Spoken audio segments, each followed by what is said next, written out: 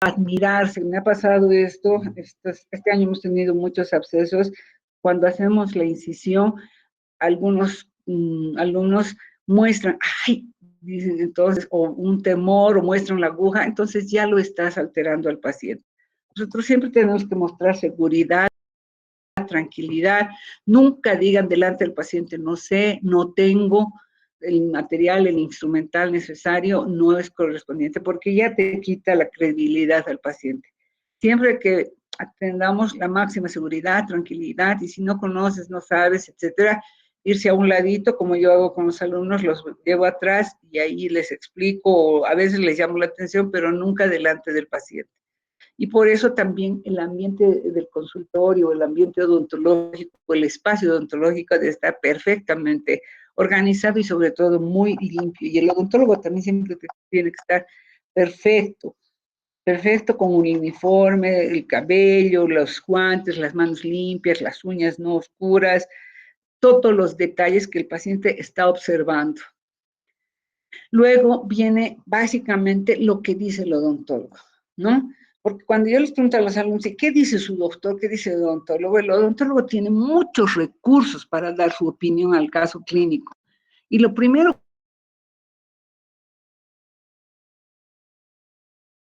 ojos, va a ver forma, tamaño, posición, color, ¿no? De la pieza dentaria o de la cavidad bucal, la posición en la cavidad bucal, etcétera. Y después de que ha observado, recién hace la exploración con la sonda exploradora o con una pinza o con un algodón, etcétera. Pero verificar la exploración. Luego la percusión vertical horizontal, que es imprescindible que la hagamos, pero esa percusión tiene que ser diferenciada, o sea, tocar varias piezas alrededor de la pieza que indica el paciente. Luego la palpación nos va a definir que sí tenemos alguna lesión periapical o alguna hinchazón o dolor cuando nosotros estamos haciendo la palpación digital. Y por ejemplo, estamos haciendo la pieza 12, que es la que el paciente refiere la molestia, entonces haré en la 22 para hacer un efecto comparativo.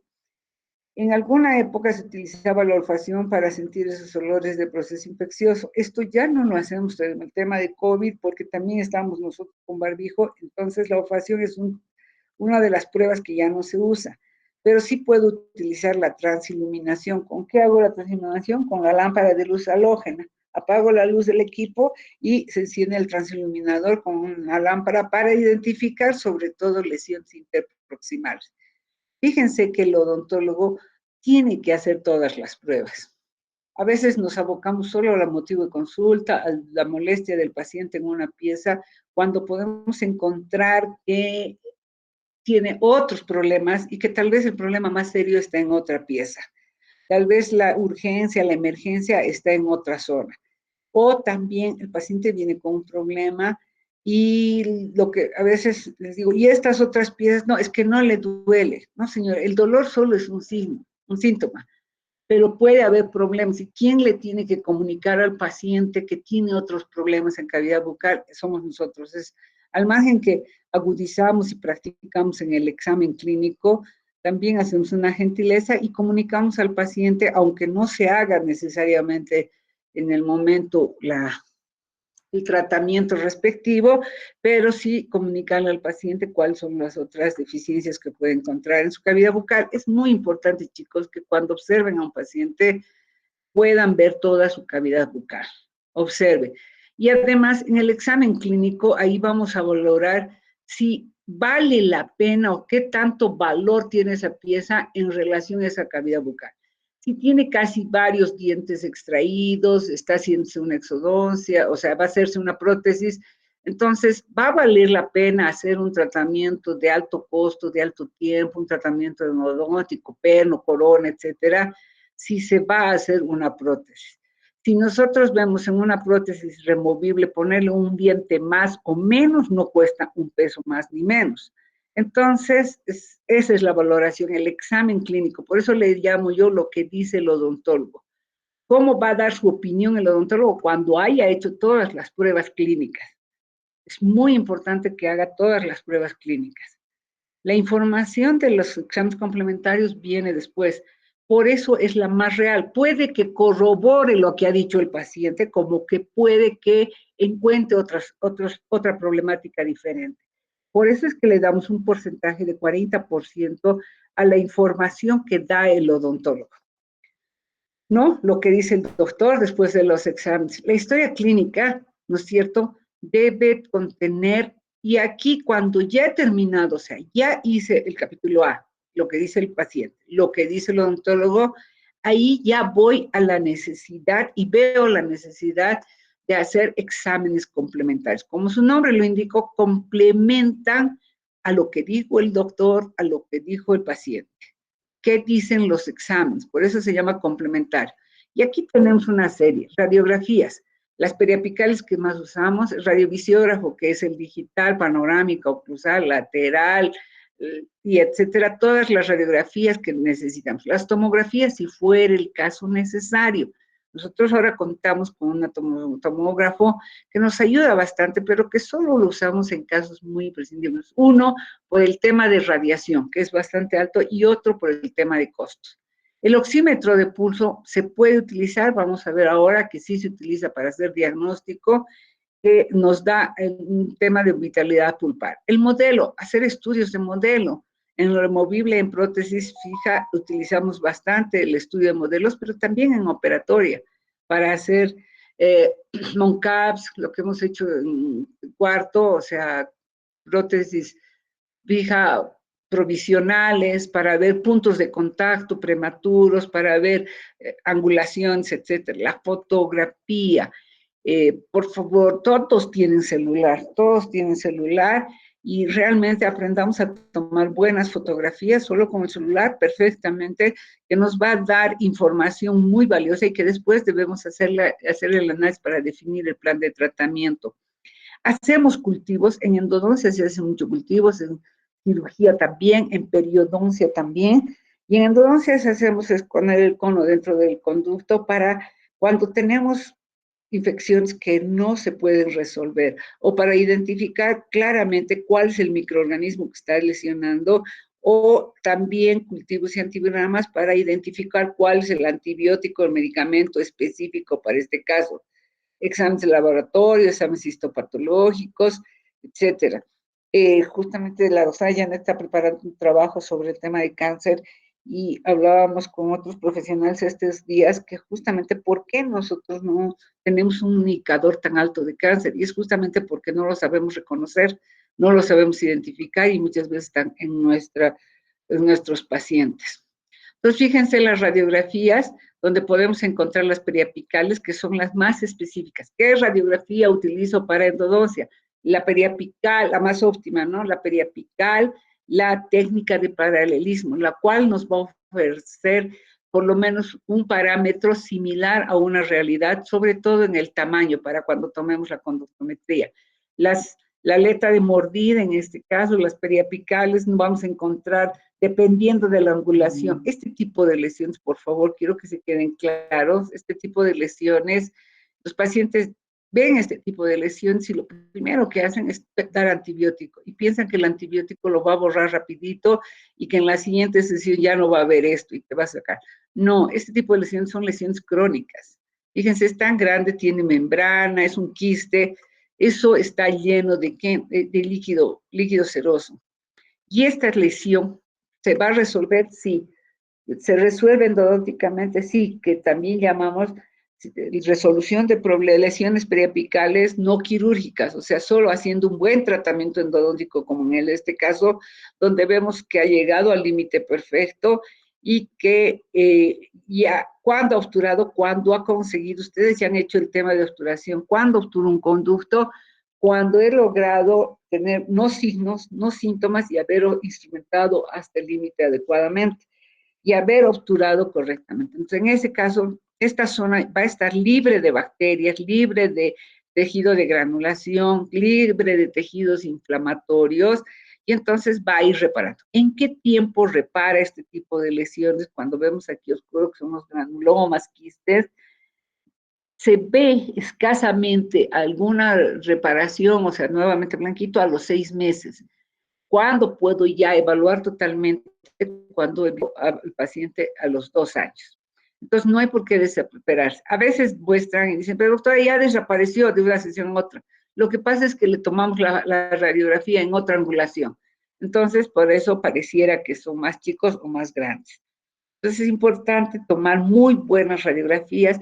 Por favor, toda radiografía, aunque te haya salido mala, pónganla en el expediente clínico, porque toda radiografía algo de información nos va a dar, ¿no? Entonces, tampoco seamos excesivos en tomar radiografías para, según nosotros, va a solucionar. Fíjense en la radiografía de aquí arriba hay una zona radiopaca. Y esta es una zona de una osteitis condensante o un cáncer oral que es confundible entre ambos. Luego, nosotros ahora tenemos el radiovisiógrafo. Es un elemento que es un rayos X, pero digital. Estaba sumamente caro, ahora ya ha bajado tremendamente el precio, es un recurso que tenemos.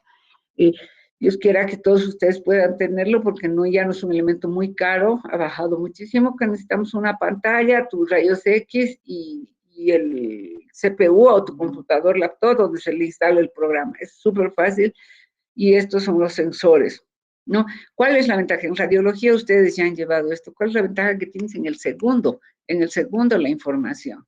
Entonces, y además se puede jugar con la imagen que nos puede permitir oscurecer, poner mayor densidad ósea, podemos observar lesiones periapicales, medir sobre todo el tamaño de las raíces para obtener la conductometría, que ya hemos hecho ese tema, ¿no? Entonces, estos son los equipos que nos ayudan a que la endodoncia, son equipos modernos que nos ayudan a que el tratamiento pueda ser muy, muy, muy rápido, muy veloz y que, como les decía, pueda hacerlo en una sola sesión. Si tengo una buena radiografía, he hecho un buen examen clínico, he hecho unos buenos exámenes complementarios, entonces yo ya tengo los recursos para poder planificar y diseñar cómo va a ser el tratamiento. Lo que les decía, el localizador apical, que hay varias marcas, varios modelos. Esto lo que mide es que en la zona apical va a haber una reacción eléctrica, electrónica, cuando encuentre el ligamento periodontal. Es muy importante lo que hacemos con los alumnos de cuarto, si está alguno de cuarto aquí, anotar en su historia clínica qué lima estoy colocando, qué número de lima y qué longitud tiene y qué marca de equipo estoy utilizando y qué modelo del equipo. ¿Por qué? Porque en la facultad tenemos varios equipos y cuando a veces utilizas otro, no siempre te da la misma dimensión. Entonces, tú sabes, con este equipo ProPrex de la Dentsply utilizado, este incisivo tuvo 25 milímetros, utilicé con la lima número 15. Entonces, ese es un dato súper importante. Entonces, el localizador apical es un elemento muy, muy importante que nos ayuda a determinar cuál es la ubicación del foramen apical y que, como les decía cuando hicimos la clase de conductometría, que nos va a permitir determinar, es un elemento más para determinar la conductometría. Hay algunos autores que dicen este localizador te da el 99% de exactitud. No es así. No es así porque a veces o estoy ante forámenes muy amplios, no te va a dar la información, o cuando hay una falsa vía, no te va a dar, cuando hay conductos muy estrechos que no estás llegando al ápice, no te va a dar información. Entonces, por eso personalmente yo corroboro esto con la radiografía periapical o el radiovisiógrafo para determinar hasta dónde llegó la lima. Entonces, este es otro de los equipos que les decía que nos ayuda muchísimo, el radiovisiógrafo y ahora el localizador apical. En este caso son aparatos separados. Ahora, como estamos yendo con tanta velocidad en la tecnología, ya tenemos instrumentos mecanizados donde ya está incluido el localizador apical. O sea, fíjense, todo hemos disminuido y como en alguna época era un sueño tener lámpara de luz halógena y ahora vemos que un buen número de estudiantes de cuarto año ya tienen sus lámparas que han bajado mucho de precio y que son muy eficientes. Entonces, igual estos aparatos de instrumentación mecanizada han bajado mucho de precio y ya están incluidos el localizador apical. Fíjense lo que dicen los exámenes, lo que les decía, el 30%, la ubicación, saber leer la información que estamos teniendo, la información, dónde está el conducto, dónde están los elementos anatómicos, laterales, cuál es la pieza, cuáles son las dimensiones, la ubicación, las relaciones con las piezas vecinas, etcétera. Entonces, es saber detenerse, porque, por ejemplo, le ponen en la historia clínica radiografía, y ahí yo les pongo, ¿y qué dice tu radiografía? O sea, ¿qué has leído? ¿Cuál ha sido la interpretación? ¿Qué información importante estás obteniendo de la radiografía? Y lo que les decía, por favor, dejemos solo de buscar caries. Hay otros problemas muy importantes que están lesionando las estructuras dentarias. Entonces, dejemos solo de buscar como petróleo, así, solo caries. Entonces, ¿qué dicen los exámenes? Lo que estás leyendo en la radiografía se tiene que poner en la hoja de evolución clínica, en el expediente clínico. Entonces, esa es información muy, muy importante. Lo que les decía, para hacer el diagnóstico nosotros podemos utilizar este oxímetro de pulso que también existe, y tenemos una tesis que hemos hecho con Mari Paggi, que nos han hecho el oxímetro, han adaptado un oxímetro de pulso exclusivo para colocar en los dientes, y lo que nos va a medir es la cantidad de oxígeno que tiene esa pulpa. Imagínense si se puede hacer de dientes. Puedo utilizar frío, calor, el EndoIce, que es el hielo endodóntico, que es un spray, pero que nosotros normalmente con el agua fría ya tenemos esa información. Este método de utilizar la barra de gutapercha caliente, lo he puesto justamente porque ya es un método que no se utiliza, por favor, porque la barra la ponemos al mechero y lleva una temperatura tan alta que hemos visto que más bien es la que lesiona a la pulpa, o sea, le estás aplicando tanto calor que a esa pobre pulpa la estamos matando lentamente, ¿no? Entonces también tenemos, como les decía, la fotografía donde podemos hacer el diseño, línea de sonrisa, la altura, ¿no? Aumentar, disminuir, y estamos hablando de milímetros. Puedo hacer con la fotografía, puedo utilizar modelos perfectamente que nos va a ayudar al diagnóstico. Lo que dice el laboratorio, los cultivos, presencia de microorganismos persistentes, etcétera.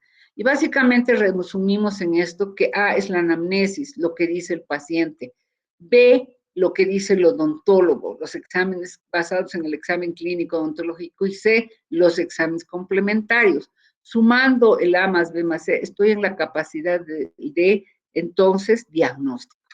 Entonces, es un memotécnico que les pido que lo recuerden y que no se queden solamente con la radiografía, que es lo primero que aparentemente queremos. Porque la radiografía te va a dar bastante información, pero a veces esa información no es tan real. Porque la radiografía puede estar elongada o escorzada, o puede haber superposición de imágenes, o está muy oscura, o no está muy clara, ¿no? Y esto es muy importante. Según la Organización Mundial de la Salud, dice que el primer problema en el mundo es la caries dental. Y desgraciadamente, Bolivia, la posición en Latinoamérica, estamos en el segundo lugar después de Haití, o sea, uno de los países que más índice de caries tenemos en Latinoamérica. En Sudamérica estamos en el primer lugar como lo que más caries tenemos. Entonces, chicos, ¿por qué planteo esto? Porque esta es nuestra responsabilidad. O sea, ¿para qué estudio odontología?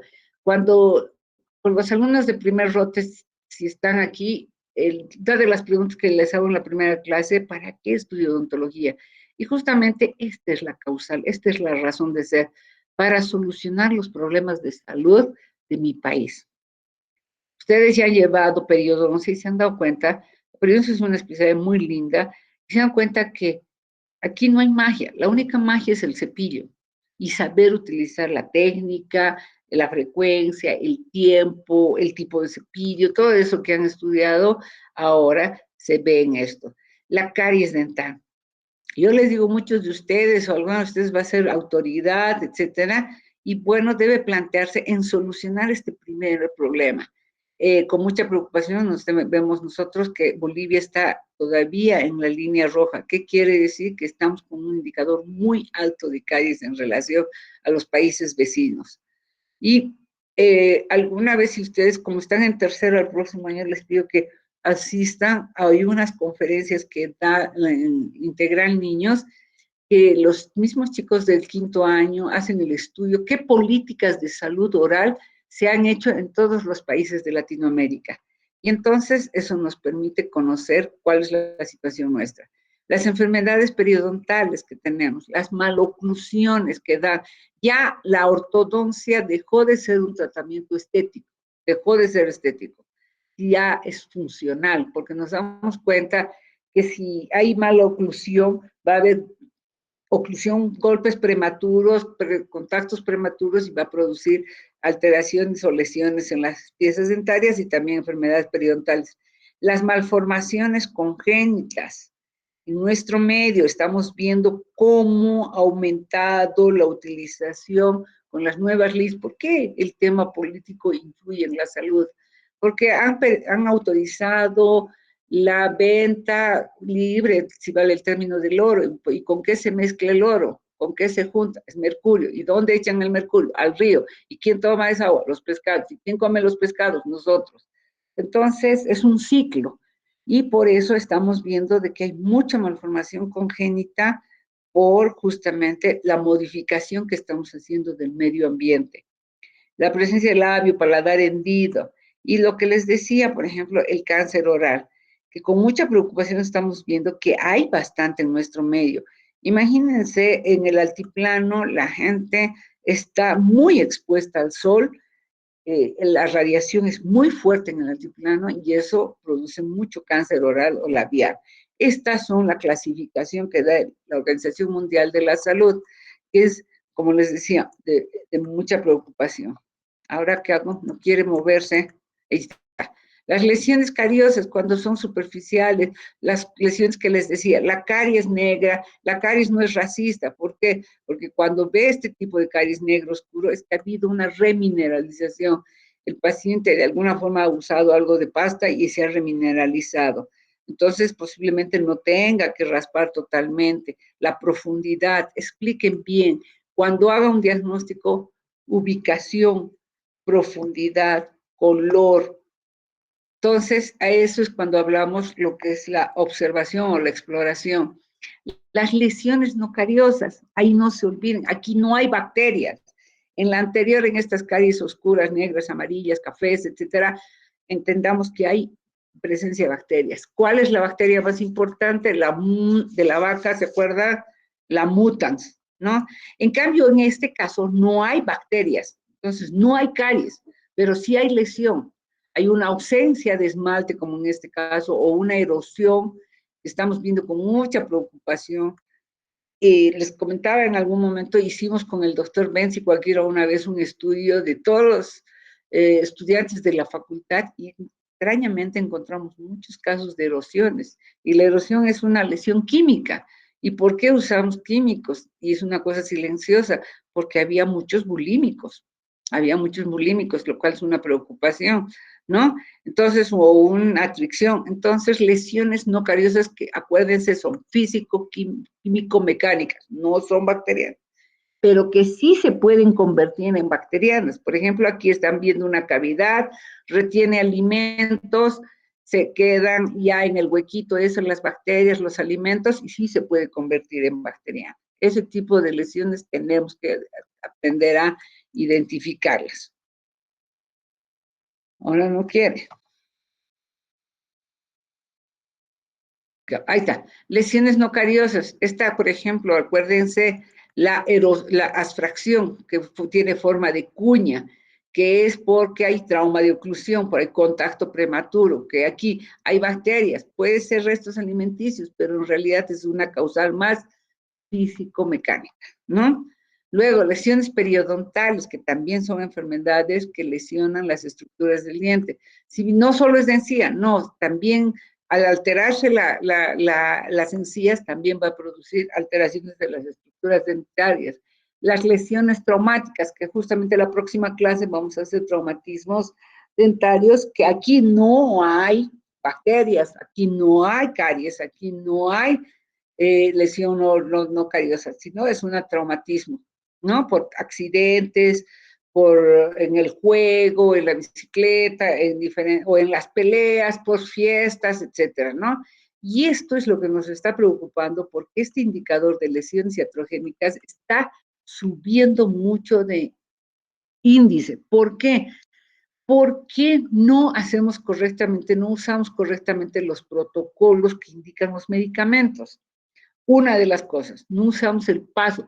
Ustedes van a encontrar, nosotros en la clínica estamos viendo muchas resinas y al borde este blanquito, fíjense este blanquito, que es que en alguna época se dijo con mucha intensidad, protector pulpar, hidróxido de calcio, hidróxido de calcio. Primero, ya hemos visto que el protector pulpar no es un protector polar, es un estimulador de dentina, pero no es protector.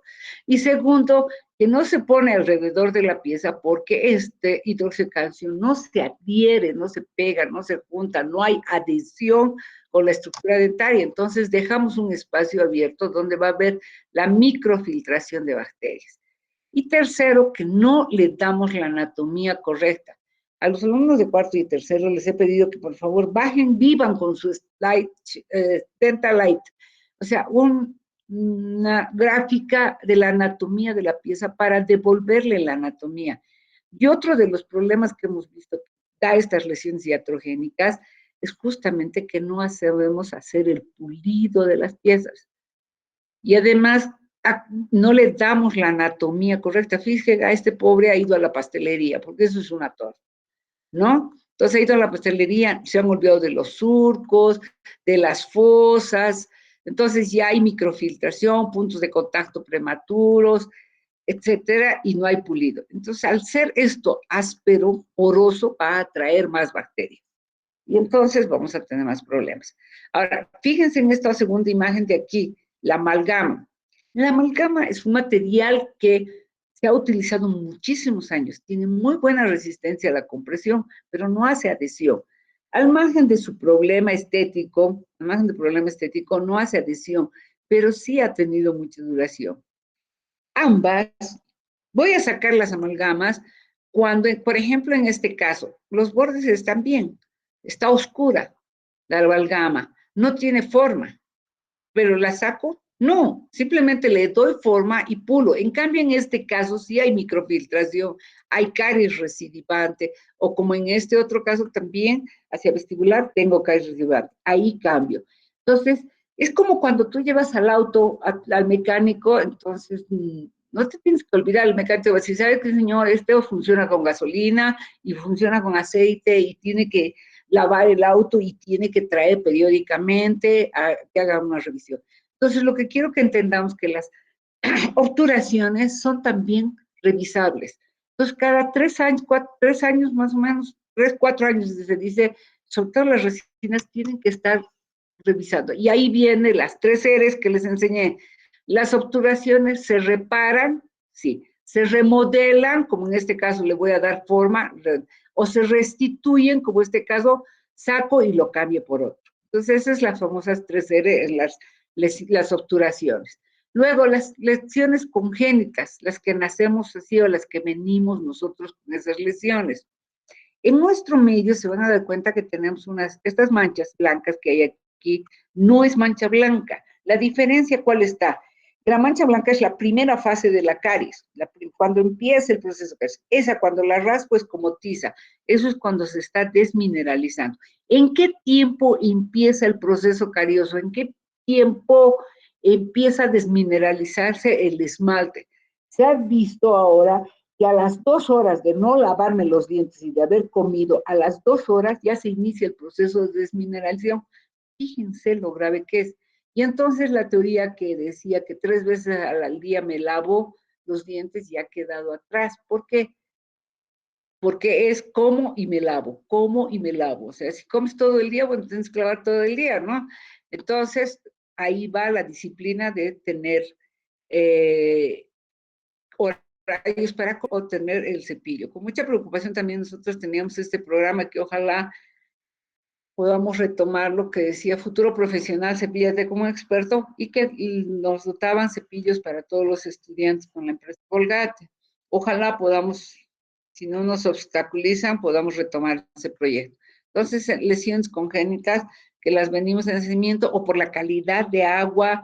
Por eso cuando preguntamos al paciente cuando llega, se le dice, ¿dónde ha nacido? Una cosa es dónde ha nacido y dónde vive. ¿Dónde ha nacido? Porque si es una persona que ha nacido en un lugar donde tiene muy buen aporte de flúor, como por ejemplo Uyuni, o lugares donde hay bastante mineral, entonces va a tener menos indicadores de caries. O, por ejemplo, si ha nacido cerca al lago, ¿cuál es la diferencia de las personas que consumen pescado? ¿Qué tiene de bueno ese pescado? Tiene flúor. Entonces van a tener muy buenos dientes.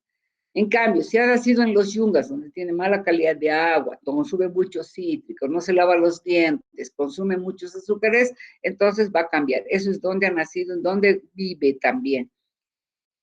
¿No? Ahora, los diagnósticos en endodoncia, fíjense que está aquí, pupita irreversible, irreversible, etcétera. ¿Por qué pusimos estos de al lado?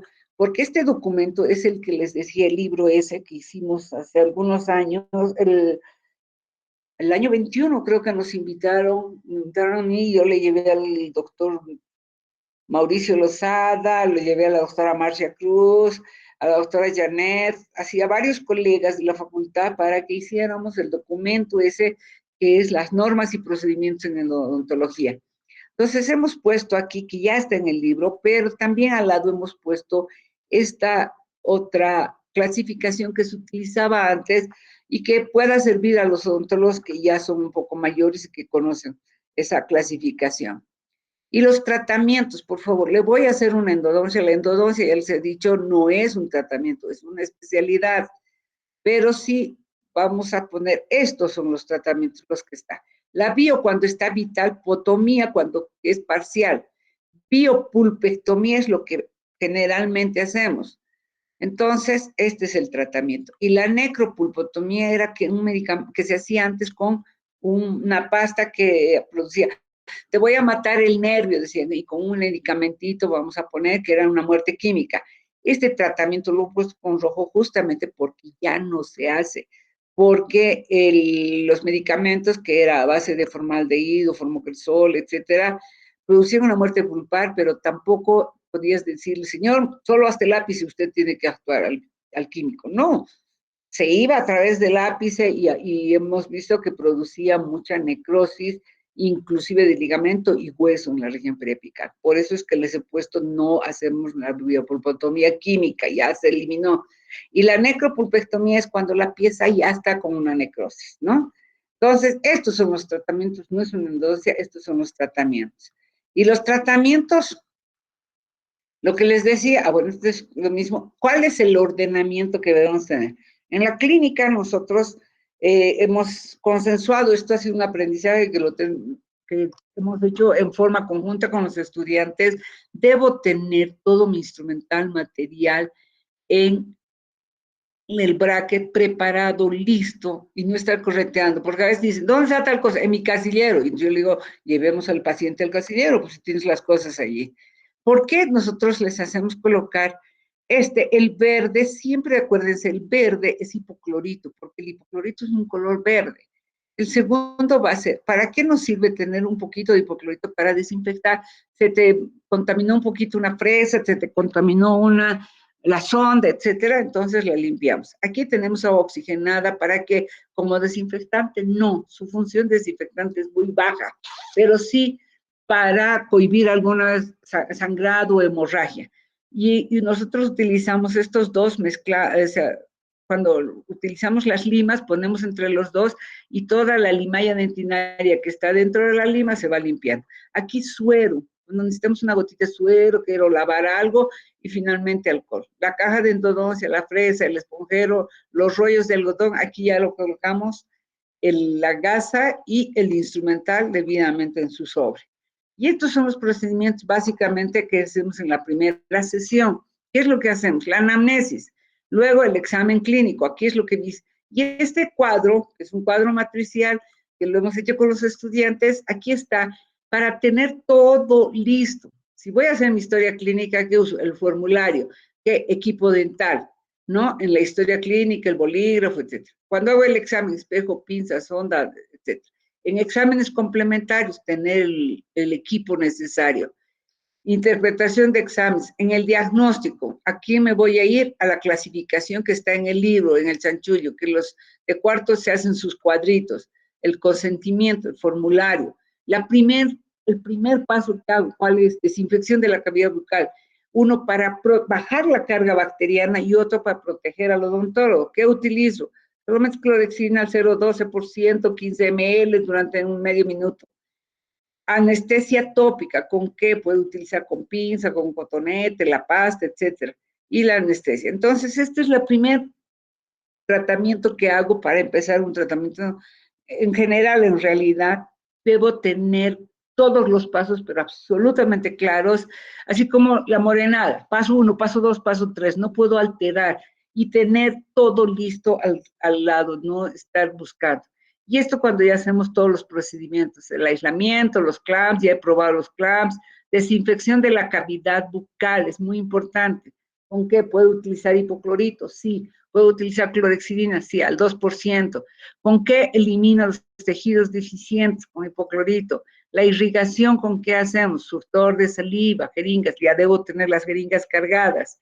La eliminación del paquete nástico nervioso, hacemos con limas. Excepcionalmente voy a utilizar los tiranervios, como les había dicho en la clase cuando me habló de instrumental, muy excepcionalmente, muy peligroso porque se fractura con frecuencia. Nuevamente irrigo, hago la conductometría, para eso que tengo la pinza, la regla, la lima correspondiente, el localizador, el rayos X o radiovisógrafo. Entonces, fíjense que para cada paso debo conocer perfectamente cuál es el paso siguiente y qué instrumental material voy a utilizar en cada paso, ¿no? Es un trabajo que hemos hecho con unos ayudantes hace unas 2 gestiones con los alumnos. ¿Y por qué le pongo medicación intermedia con rojo? Porque solo en algún caso excepcional se hace medicación intermedia. En la facultad lo hacemos en todos los casos, ¿por qué? Porque están en proceso de aprendizaje, porque vamos haciendo un poco lento, pero normalmente con los equipos que ya tenemos, nosotros ya llegamos. ¿Cuándo utilizo medicación intermedia? Cuando tengo un absceso agudo. Solamente cuando está la cara hinchada, tengo muchas bacterias, está con mucho dolor el paciente. Y ahí sí utilizo una medicación provisional, ¿no? Ahí está la historia clínica, el diagnóstico, les decía, el consentimiento y la ubicación. Ahora, el aislado absoluto. Aquí quiero explicarles algo muy claro. El aislado absoluto, cuando estoy hablando para endodoncia, solo es la pieza indicada. Debo hacer una selección perfecta que acomode los bocados. Esto es lo que me tengo que fijar, que los bocados del clamps calcen perfectamente en el diente y que no permita el paso de líquidos. En cambio, en operatoria, como ven aquí abajo, puedo, si quieren, aislar toda la boca. ¿Por qué no utilizamos hipoclorito? No se utiliza el hipoclorito, porque alguna vez hemos visto que el paciente, imagínense el hipoclorito, estamos hablando que usamos al 5,5 o 2,5, dependiendo de la técnica, y eso que entre a cavidad bucal, al margen que le produce una irritación al paciente, es muy incómodo. Entonces, por favor, el aislado absoluto en endodoncia solo es la pieza indicada. Y en algún caso ponerle un sellante también alrededor de la pieza. Nosotros en la clínica, como es bajo costo, el sellante que hay, que es el que es de periodoncia, es muy caro, entonces usamos la gotita, así de fácil. En cambio, en la operatoria necesito hacer más de una pieza. ¿Para qué? Para verificar puntos de contacto, para hacer comparación, por si un molar inferior derecho con el izquierdo, para devolver la anatomía, etcétera, ¿no? O sea, hay varios mecanismos que hemos visto de hacer el aislado. Y en este caso, alistar nuestros irrigantes. Es muy importante, esto es de los alumnos, el utilizar los frascos. ¿Qué cantidad de hipoclorito, de irrigante voy a utilizar? Yo decía antes la que sea necesaria, pero hay algunos estudios que están hablando ahora de 30, 35, hasta 50 ml, por ejemplo, de hipoclorito, lo que significa que debo utilizar una jeringa siempre de 5, por favor, nunca 10, nunca 20, jamás. Y ¿cuántas veces voy a cargar? La cantidad que sea necesaria. Entonces, por eso deben ir en frasco. ¿Por qué estoy insistiendo en esto? Porque en tercero les enseñamos, en cuarto, pero en quinto se les evapora la información. Definitivamente se les evapora la información y están usando solo en vaso DAPEN. Fíjense, en este vaso DAPEN yo creo que no entra más o menos 3 a 4 ml. Entonces, no es conveniente utilizar así una cantidad tan pequeña. Y en el tema de irrigación, nosotros tenemos ya aparatos que nos van a ayudar a optimizar la irrigación. Lo que estamos viendo aquí, esta imagen, es que utilizamos la irrigación y estamos utilizando este otro tubito que es la irrigación aspiración. o este que es el tipo plástico, que también hacemos irrigación. Pero también utilizamos este otro aparato que se llama el Endopack. ¿Cuál es la ventaja que tiene? Por eso lo estoy poniendo allí, que tiene como el Endopack, al margen que da irrigación, tiene vibración. Y al hacer la vibración está activando, está removiendo, está haciendo vibrar ahí dentro del conducto y entonces hace que los restos pulpares, el tejido necrótico, las bacterias, entonces sí salgan rápidamente dentro del conducto. Entonces, también en la irrigación, ahora tenemos aparatología, sí. Este Endovac es bastante bueno, o también que estamos utilizando ultrasonido. Es el mismo aparato que usan en periodoncia, solo que le ponemos puntas especiales, que son las que van a llevar el hipoclorito y que también van a tener vibración. Entonces, hemos visto la irrigación simple, que solo va de líquido, irrigación activada, que vamos succionando, o la que hace la vibración con ultrasonido, que tiene mejores resultados, sí. El hipoclorito, que es sodio, que hemos hablado mucho, que es gran función disolvente de la materia orgánica. Esa la gran difusión. Y ahora estamos utilizando, y que lo tenemos en la facultad, que ha mejorado muchísimo, muchísimo la optimización del trabajo, el utilizar el microscopio endodóntico, que todavía está un poco caro, pero que nos permite ver este tipo de imágenes, la ubicación perfecta de los conductos. ¿Se acuerdan de la clase de anatomía, el rostrum canario, la presencia del cuarto conducto, etcétera? Entonces, la aparatología ha permitido, por eso son los avances en odontología, ha permitido optimizar y acelerar, si vale el término, los tratamientos endodónticos. Eh, ¿Por qué no dejo de una sesión a otra?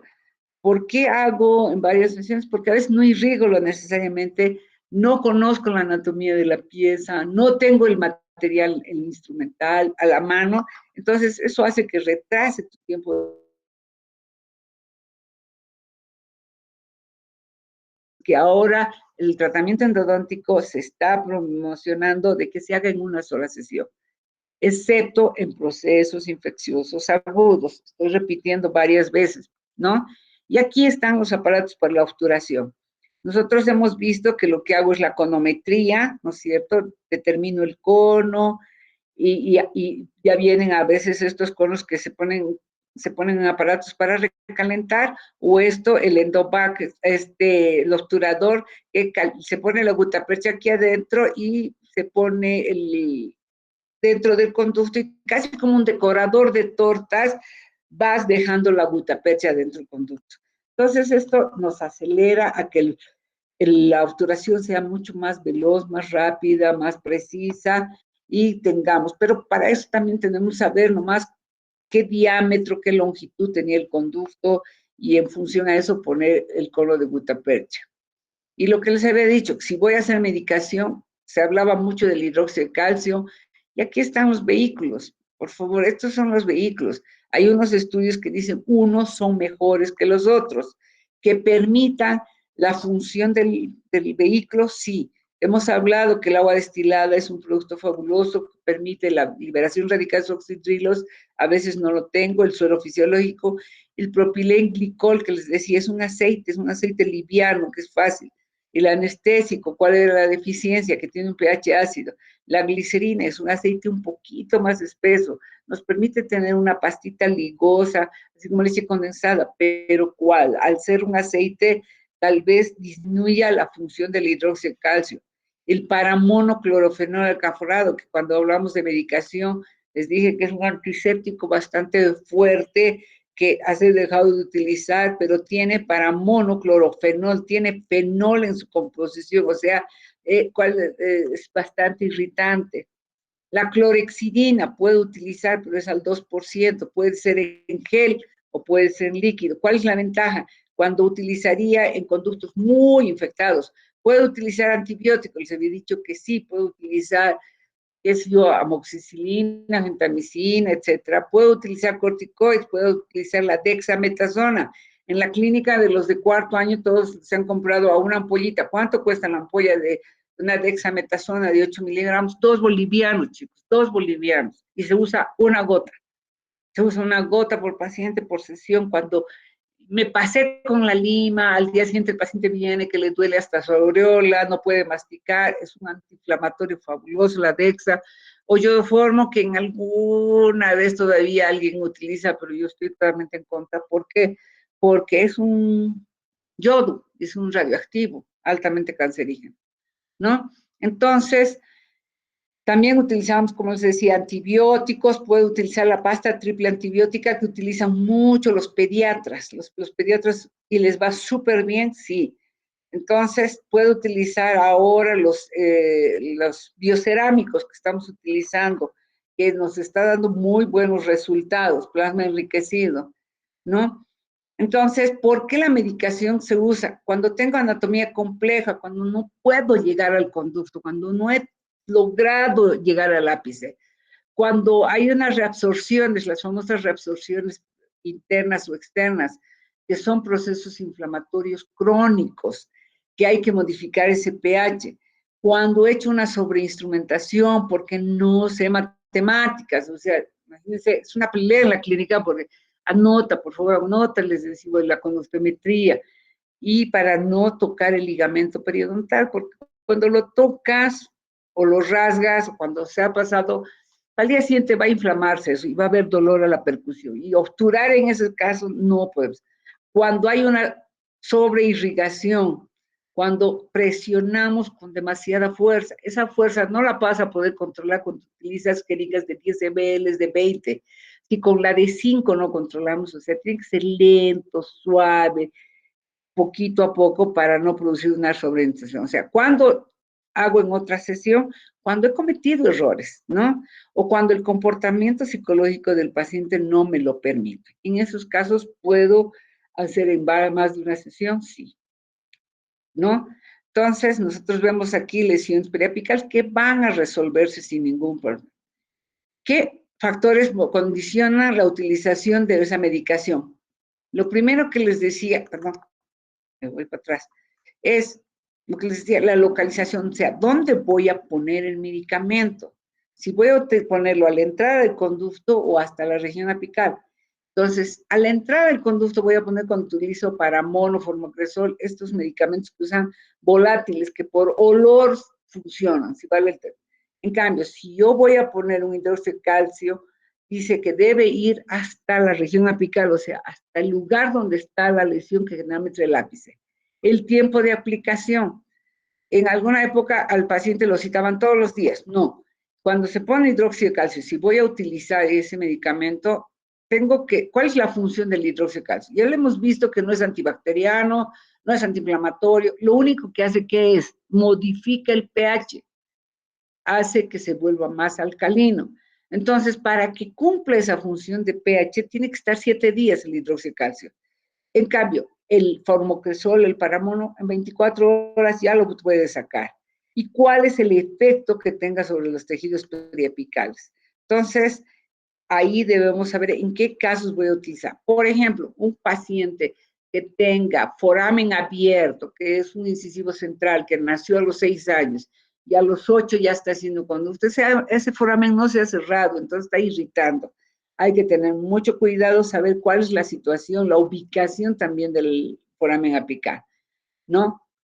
¿Cuál es la finalidad de la preparación mecánica? Cuando hacemos, limpiamos todo el material, le damos forma. O sea, cuando ya sé que está bien limpio, que le ha tenido una forma y que he hecho una desinfección, entonces estoy listo para obturar, ¿no?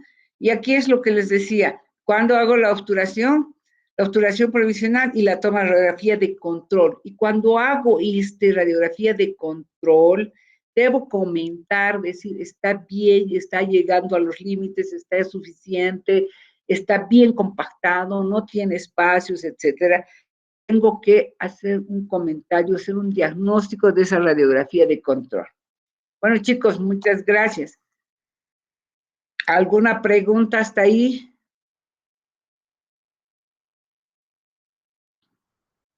Ya pues, no sean malditos. ¿Yo puedo hacer las preguntas?